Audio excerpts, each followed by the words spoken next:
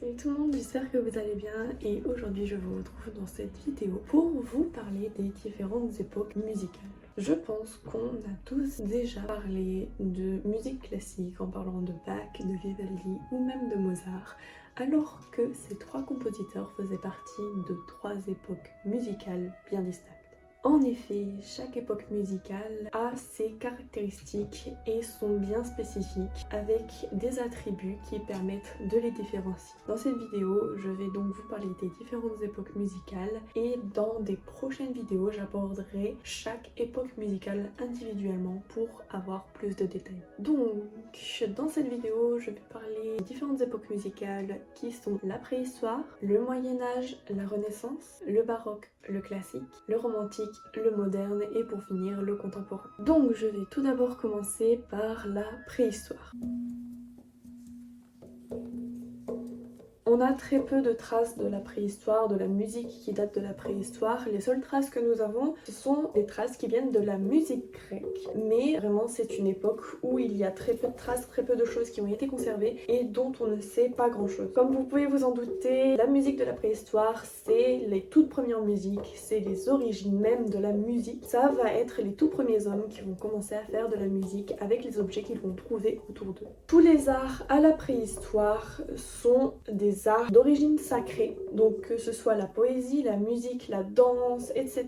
Ce sont des arts d'origine sacrée, ils étaient faits pour célébrer un dieu. Si nous prenons l'exemple en Grèce, avec, vous connaissez sans doute la mythologie grecque, la musique, la danse, etc. étaient faites pour célébrer un dieu de la mythologie grecque en Grèce. Ce sont des musiques sans accompagnement, avec une mélodie majeure, et où s'il y a des instruments qui sont présents, ils sont là seulement pour accompagner la mélodie majeure et non pour venir faire vraiment de la musique à eux seuls. Comme vous vous en doutez, nous ne savons pas grand chose de la préhistoire, c'est pourquoi nous allons maintenant passer au Moyen-Âge.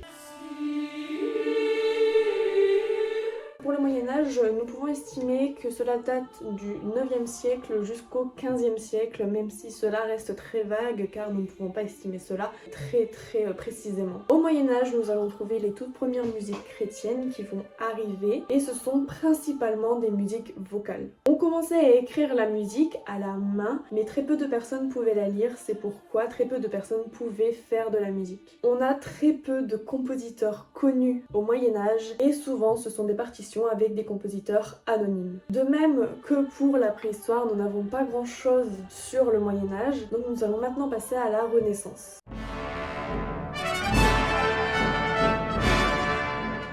La Renaissance est estimée environ entre 1450 et 1600. La musique va commencer peu à peu à se détacher de l'église, même si elle reste majoritairement pour la prière. Nous avons la musique instrumentale qui va commencer à se développer, et nous avons également les premières diffusions de partitions, car nous avons l'invention de l'imprimante, ce qui va être très bénéfique pour les musiciens qui vont pouvoir imprimer leurs partitions et venir les distribuer pour qu'elles puissent être jouées. Ensuite, nous allons passer au baroque.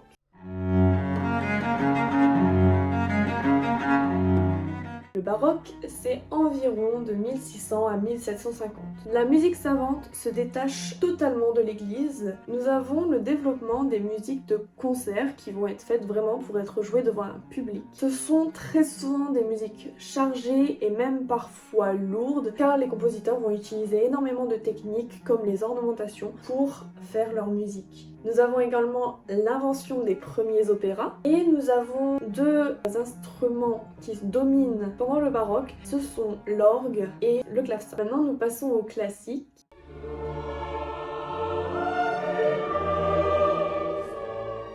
Donc le classique est de 1750 à 1800.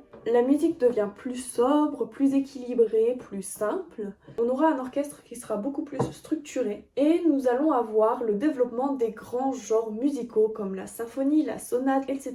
qui vont devenir les genres majeurs en musique. Ensuite, nous avons le romantique.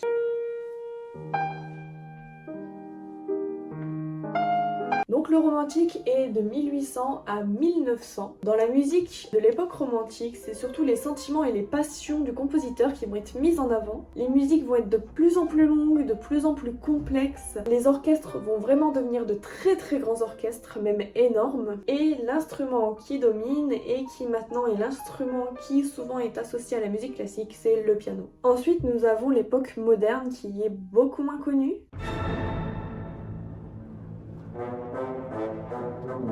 Donc à l'époque moderne, qui est de 1900 à 1950, nous avons l'essor de l'industrie musicale. Nous avons aussi l'invention de l'enregistrement qui va énormément aider les compositeurs à diffuser leur musique. Car jusque-là, ce n'était juste l'impression qui permettait de diffuser leur partition. Or ici, avec l'enregistrement, beaucoup plus de gens vont connaître leur musique et même les musiques d'autrefois qui vont être enregistrées. Nous aurons aussi les découvertes des musiques extra-européennes et les influences de la musique. Pour finir, nous allons parler de l'époque contemporaine.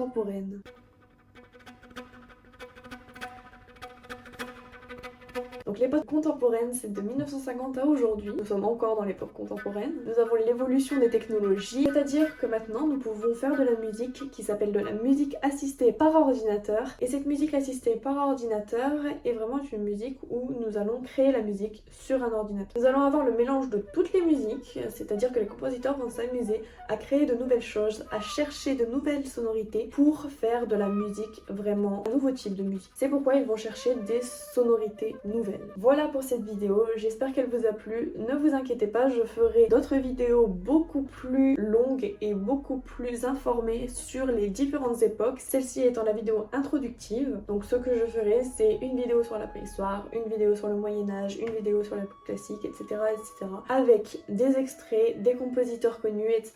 pour que vous puissiez avoir plus d'éléments dans votre bagage. J'espère que cette vidéo vous a plu, si c'est le cas, n'hésitez pas à vous abonner, à la partager et à liker. Et sur ce, je vous dis à très bientôt dans une nouvelle vidéo.